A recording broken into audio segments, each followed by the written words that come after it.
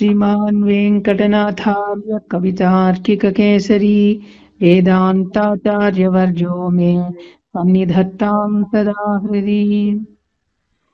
श्रीमद्गृध्रसरस्तीरपारिजातमुपास्महे यत्र तुङ्गैरतुङ्गैश्च प्रणतैर्गृह्यते फलम् गुरुभिस्त्वदनन्यसर्वभावैः गुणसिन्धौ कृतसम्प्लवस्त्वदीये रणपुङ्गवभावमिच्छन् अहमस्मेकम् अनुग्रहास्पदं ते भुवनाश्रयभूषणास्त्रवर्गं मनसि त्वन्मयतां ममातनोतु वपुराहवपुङ्गवत्वदीयं महिषीणाम् अनिमेषदर्शनीयम् अभिरक्षितुमग्रतस्थितं त्वां प्रणवे पार्थरथे च भावयन्तः अहिषपशमैरयत्नलभ्यैः कथयन्त्याहवपुङ्गवं गुणज्ञाः।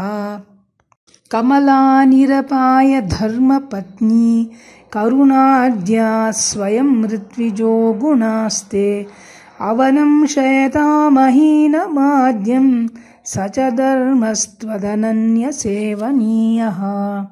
कृपणाः सुधियः कृपासहायं शरणं त्वां रणपुङ्गवप्रपन्नाः अपवर्गनयादनन्यभावाः वरिवस्यारसमेकम् आद्रियन्ते।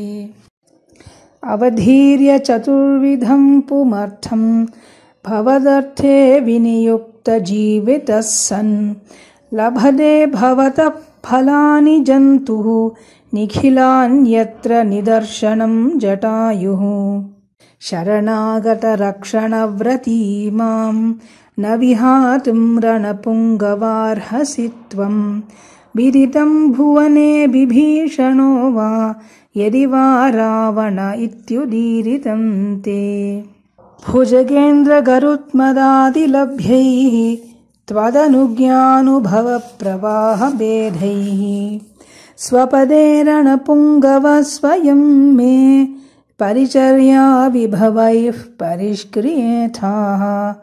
विमलाशय वेङ्कटेश जन्मा रमणीया रणपुङ्गवप्रसादात् अनसूयुभिरादरेण भाव्या परमार्थस्तुतिरन्वहं प्रपन्नैः।